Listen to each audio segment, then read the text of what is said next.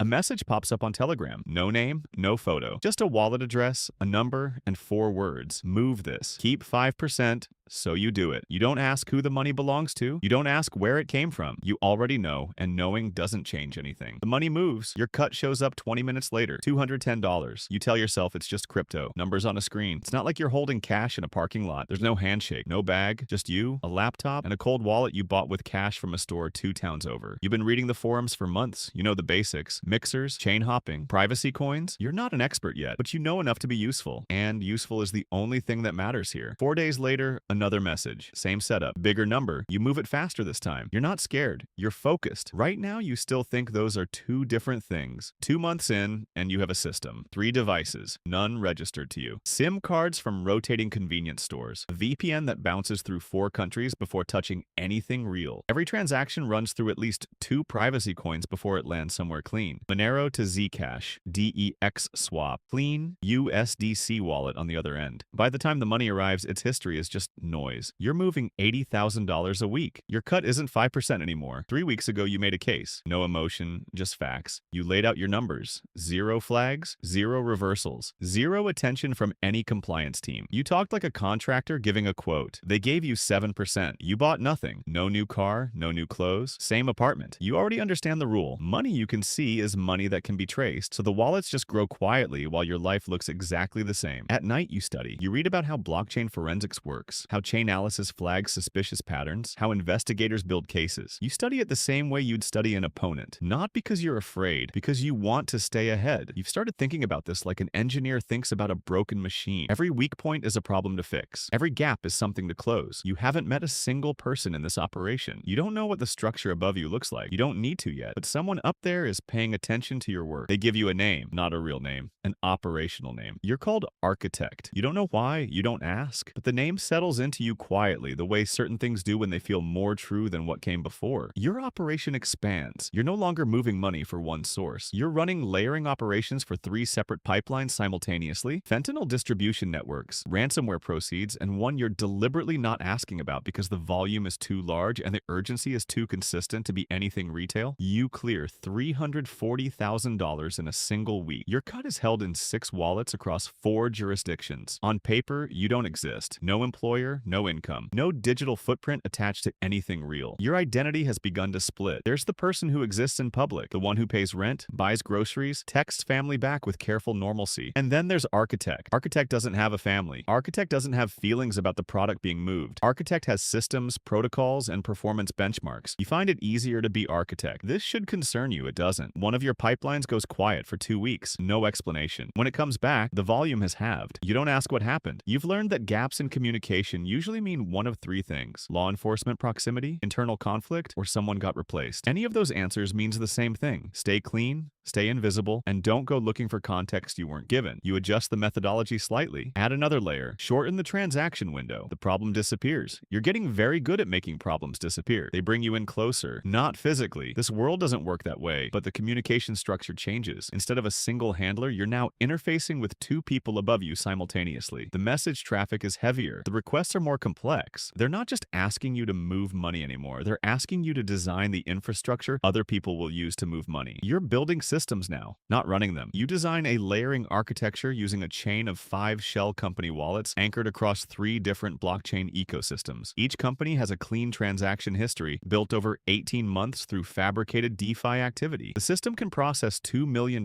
weekly with a risk profile low enough to clear most automated compliance screening. You deliver it in a document 3 pages long, dense, technical, no emotion. They implement it within 2 weeks. At this level, you start to understand something about power that nobody explained to you explicitly. The closer you are to the money's origin, the more exposed you are. The people at the top don't touch the money. They never touch the money. They just own the architecture. The technicians absorb the risk. The architects define the system and step back. You understand now why they called you architect before you understood what that meant. You are worth more to them invisible and functional than visible and promoted. Your value is your silence and your competence. The moment either one falters, you become a liability. So you stay sharp, you stay quiet, you stay necessary. Your cut restructures again. Now it's a flat operational fee, favorable financial privacy laws. You don't see the money move anymore. It accumulates behind layers you designed yourself. You're 31 years old and you have $4.2 million in assets attached to nothing with your name on it. You feel nothing about this. That's how you know the transformation is already complete. You have a team now. You didn't ask for one. They just appeared below you. 2 people. Operational names only. You talk to them the way you'd talk to tools. Precise. No small talk. They execute. You design. They have no idea who you are or what's above you. They know exactly what they need to know and nothing more. This is how the whole organization is built. Nobody knows the full picture. Everyone knows just their piece. You understand this from the inside now. You are a node, an important one, but still just a node. The shape of the organization is starting to come into focus for you. Supply operations across 3 countries, some kind of coordination hub in Eastern Europe, money flowing in from street distribution, ransomware, and one large irregular source that hits like clockwork every 4 to 6 weeks. You don't know what that source is. The size of it suggests something serious. You've stopped needing to know. You let it go a long time ago. Then one of your people makes a mistake, a flagged transaction. Only $14,000, but it gets caught by an exchange's automated system. The wallet freezes. A report gets filed. The entire pipeline attached to that wallet has to go dark for 6 weeks. You send one message. Protocol 7. That means wipe the identity and go dormant. You never hear from them again. You rebuild the pipeline in 11 days. The new structure looks like 17 different people making individual transactions. Nothing to connect them. You sleep fine that night. The fact that you sleep fine is the part that would scare the old you. A face-to-face meeting. It's the first one. You've been in this world for 4 years without a single meeting. Now there's one, and the fact that they're asking for it tells you more about where you stand than anything else. People at this level don't meet unless the meeting is about elevation, acquisition, or termination. You've done nothing wrong. You've been too valuable to acquire, so you walk into it understanding what's being offered. The meeting is in a private room in a hotel in a city you've never been to before. The man across from you is 60-something. Quiet. The kind of quiet that isn't empty. It's compressed. He tells you without preamble that the operation is expanding into 2 new corridors and needs a senior architect to oversee the entire laundering infrastructure across both of them. He slides a figure across the table on a folded piece of paper. You don't react. You've practiced not reacting to numbers for 4 years. You say you'll need full operational independence, no subordinate reassignments without your approval, and a clean cutout structure that keeps your identity 1 layer further from any regional operation. He nods once.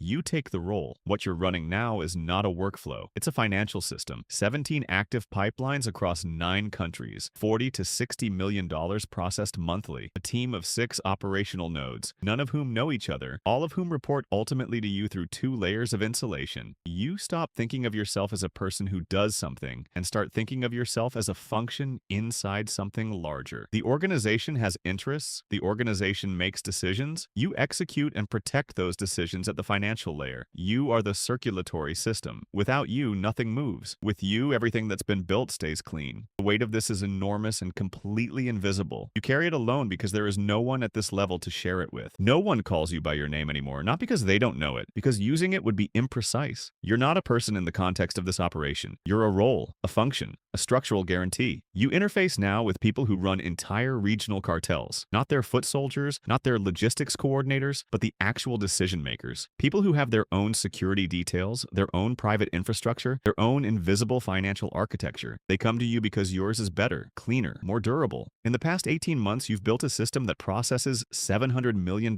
without a single successful trace by any enforcement agency across 4 jurisdictions. You know this because those agencies have tried. You've watched 2 parallel investigations develop and dissolve because they hit your architecture at the layering level and found nothing actionable. The money had already changed shape too many times. The investigations aren't a source of fear for you anymore. They're feedback. You live carefully. Your personal existence is constructed with the same architecture as your financial systems. Layered, compartmentalized, plausibly ordinary. The apartment where you actually sleep is registered to a management company. Your food is delivered. Your movements are irregular by design. You have one person in your personal life and you've never told them what you do. They believe something careful and vague about consulting. You think about them less than you should. The isolation isn't loneliness. Loneliness would require you to want connection. What you feel is more like standing inside a sealed room. Quiet, controlled, no drafts. You understand now what the man at that first meeting meant by the way he sat, the compression, the quiet. This is where it goes. This is what the accumulation of all those decisions produces. A person who is completely functional and completely alone in a room that has no doors anyone else can see. You have more money than you will ever spend. You have more power than anyone will ever acknowledge. You have no one to tell. You've exited, not from the operation. The operation doesn't let you exit. You've exited from the part of it that could ever be touched. Your name,